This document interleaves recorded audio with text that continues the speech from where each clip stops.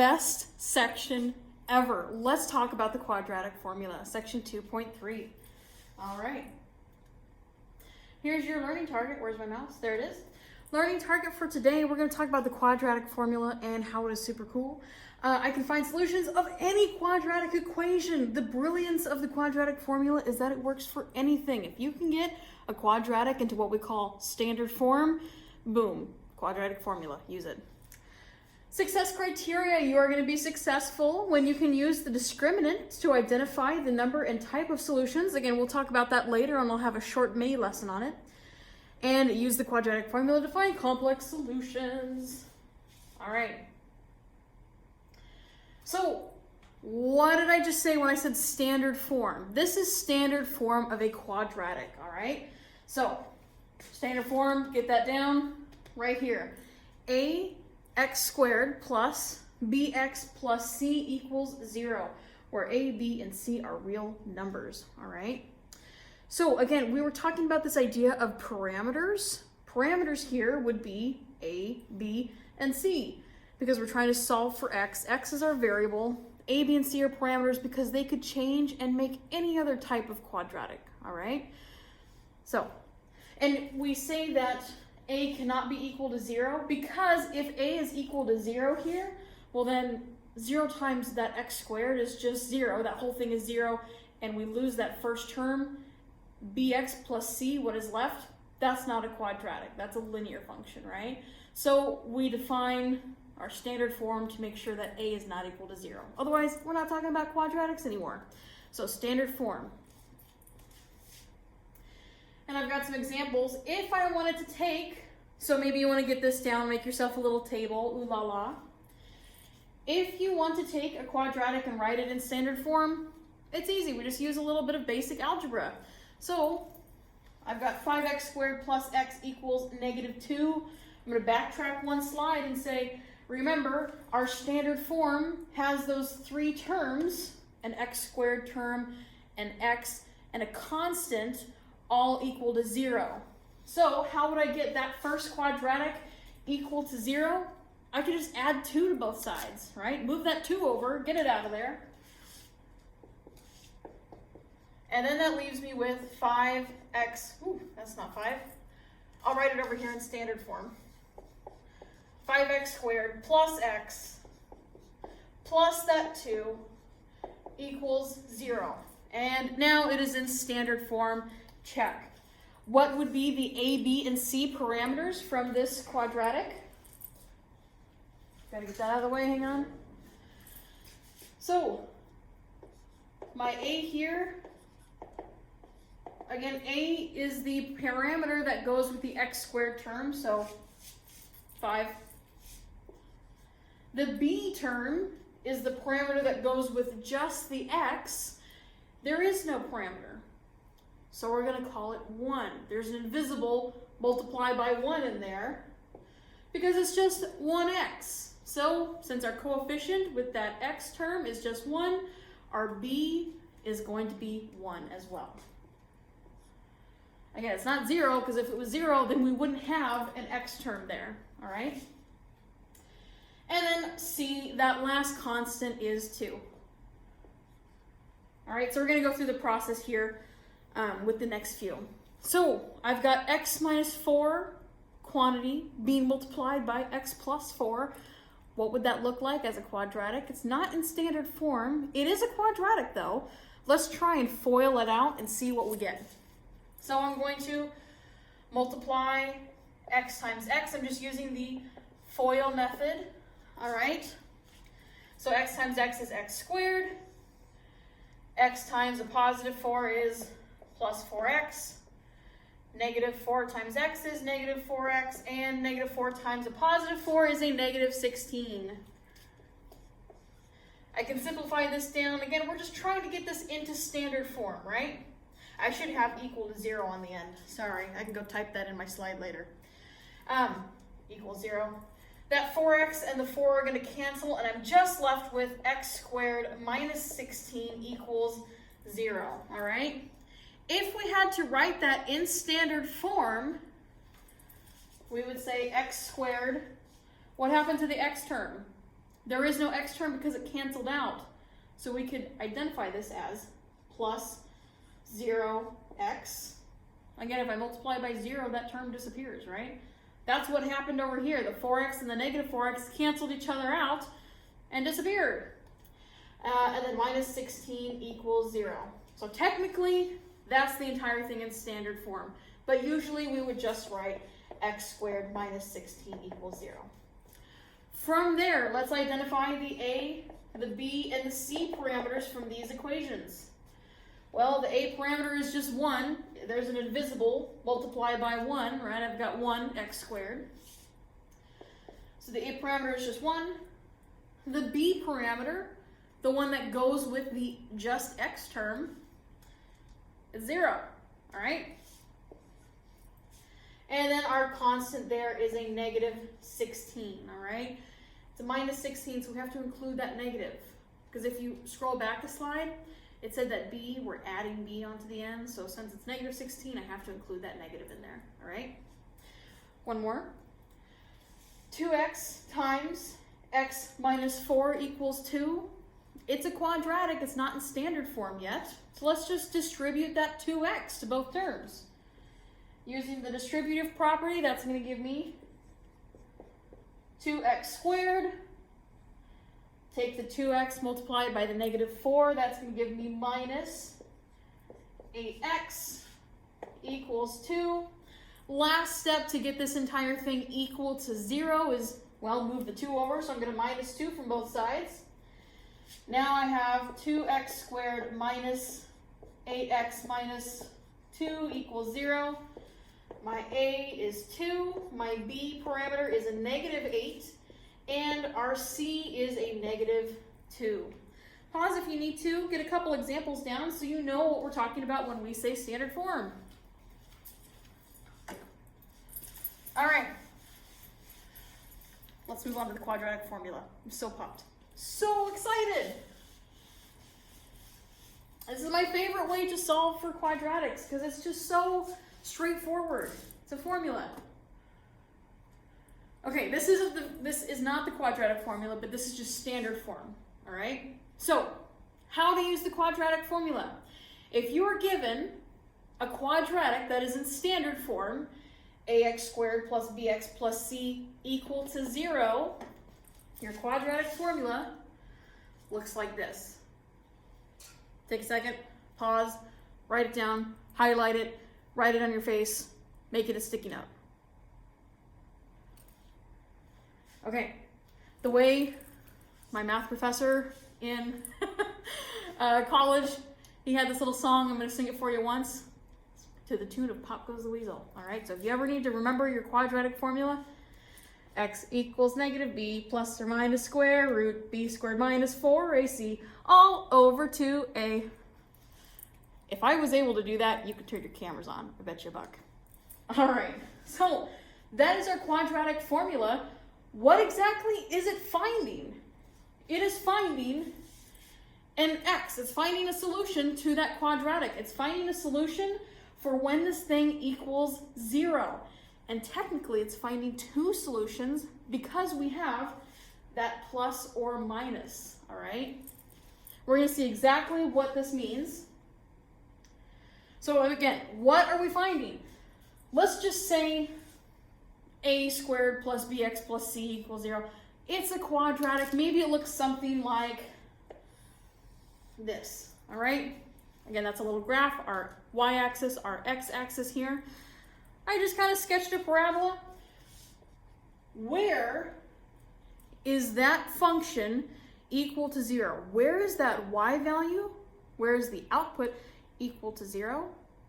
Well, it's going to be, again, where y equals 0, right along the x-axis. So, y equals 0 in two places here. All right? Again, right along the x-axis is where my output, my f of x, my y, it's where it is equal to 0. So, the quadratic formula is going to give you the x coordinates of those 2 points. Y is equal to 0, but my x isn't, right? And again, we're seeing that that parabola is going to be crossing in 2 different places. That's why we have two different solutions with that plus or minus. Let's see exactly what this looks like, all right?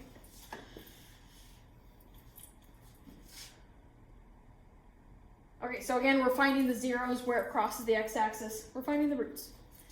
Okay, I'm moving on. Here's my first example. So take a second, get this one written down in your notes. You don't have to sketch the graph. We're just using that to check ourselves at the end. I have 2 times x squared plus, 2x squared minus 3x minus 4 equals 0. And I have also graphed it here. So you can see the graph of this function, of this quadratic. You can see the graph of that. And I've also highlighted where that function crosses the x-axis, where y equals 0, where its zeros are. So you can see again y equals 0 on both of those points, and my x coordinates are negative 0.851 and positive 2.351. We're going to use the quadratic formula and see if we get these 2 points from it, all right? So I just made that smaller. There's the quadratic formula up there if you need. First thing, to use this quadratic formula, I'm just going to identify the a, b, and the c parameters to that quadratic equation. So again, the a parameter is the one that goes with the x squared term. So a equals 2. My b is negative 3. And c is negative 4, all right? So now I just have to use the quadratic formula with that. And I'm going to write this out. So x equals negative b. I'm just following this. So opposite of b, what's my b value? It's negative 3, but I'm taking the negative of that, so I have negative 3. Plus or minus square root of b squared. Again, b is negative 3, so I'm going to take negative 3 and square it. Minus 4 times ac. So minus 4 times 2 times negative 4. All of that is over 2 times a, which is, again, a is equal to 2. Take a second and write that down. Holy moly, that is a lot. But it is going to simplify down, all right?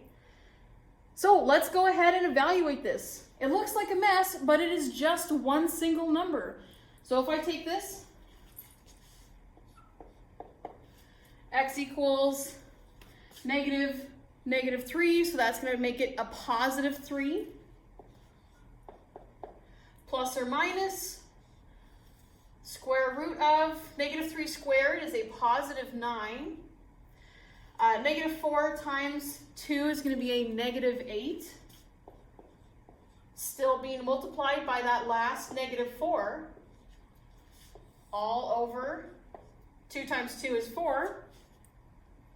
Let's go one more step to simplify this. 3 plus or minus. Now I have 9 minus 8 times negative 4. So that negative 8 and the negative 4 are going to multiply together to be a positive 32 all over 4. And that gives me x equals, I'm going to write it now in red since it's our final answer.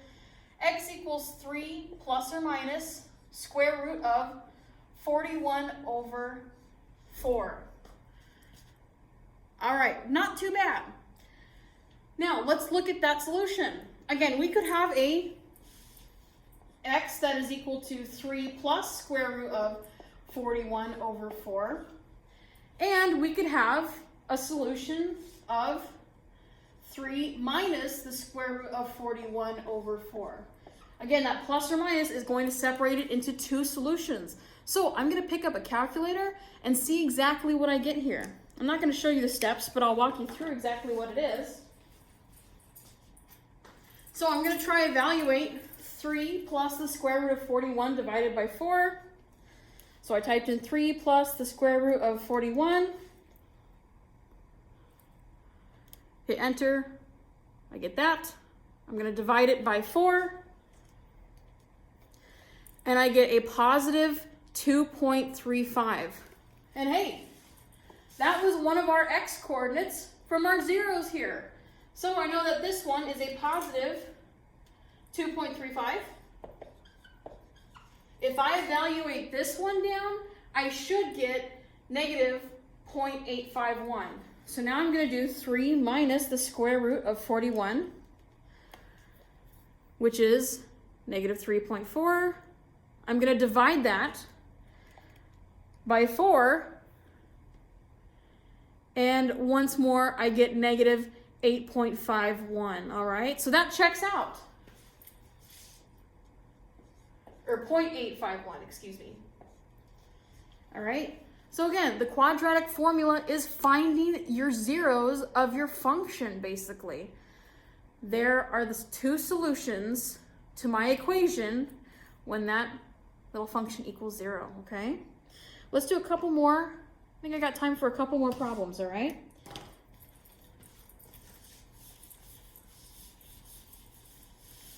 Pause if you need to, go back.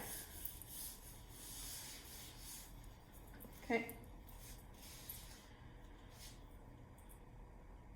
All right, let's look at this next one here. I've got x squared plus 4x plus 3 equals 0. It's already in standard form, makes it really nice for me. I'm going to go ahead and identify my a, b, and c parameters so I can build this quadratic equation, or quadratic formula. A, there's nothing with the x squared term, right? It's just 1. The b is a positive 4, and the c is just 3. Okay, so I'm going to go ahead and plug all of these values into my quadratic formula here.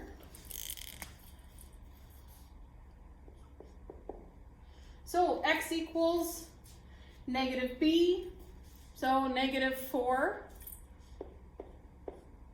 plus or minus the square root of b squared, which is 4 squared, minus 4 times a times c, minus 4 times 1 times 3, all over 2a, which is just 2 times 1. All right, let's keep rolling. X equals negative 4 plus or minus square root. 4 squared is 16. Minus, I'm going to start taking these in a couple steps. So I've got the 16 minus 4 times 1, which is just 4. Can I multiply that one more time by 3? So negative 4 times 1 times 3 is a negative 12. Again, once more being divided by 2. All right.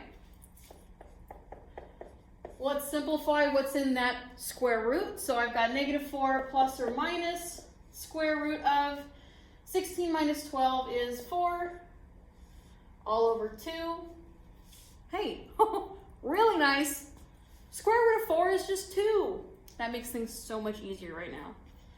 So x equals negative 4 plus or minus 2 over 2. So if I had to write two separate solutions to that equation there, I can write x equals negative 4 plus 2 over 2 and negative 4 minus 2 over 2. I'm going to evaluate both of these and we'll see what we get. So the negative 4 plus 2, that's going to be a negative 2 over 2. The negative 4 minus 2 over 2, that's going to give me negative 6 over 2. So that is just negative 1 and negative 3. So my x's, wow, all of that boiled down to x equals negative 1 and x equals 3, all right? let's look and make sure that is exactly what we got. So if I take this part right here and graph it as a function, I should see zeros at -1 and -3. I'm going to erase this here. So I've already graphed that function. I pulled a clip from it, and we can see that it crosses the it crosses the x-axis right here at -3, 0 and at -1, 0. So checks out. Looks good. We're having a good day. All right. Let's do one more.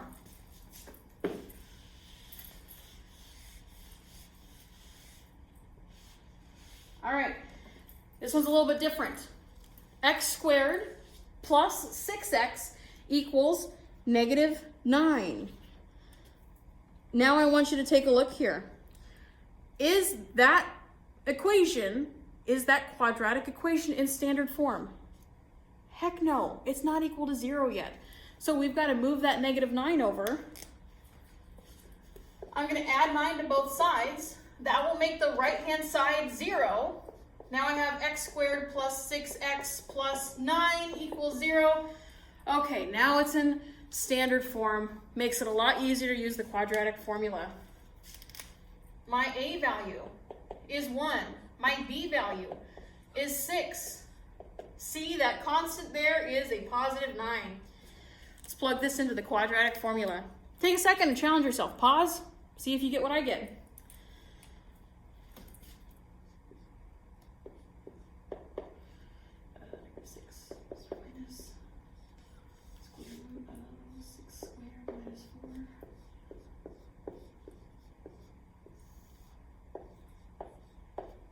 A. Let me replace that a because I know that that is just 1.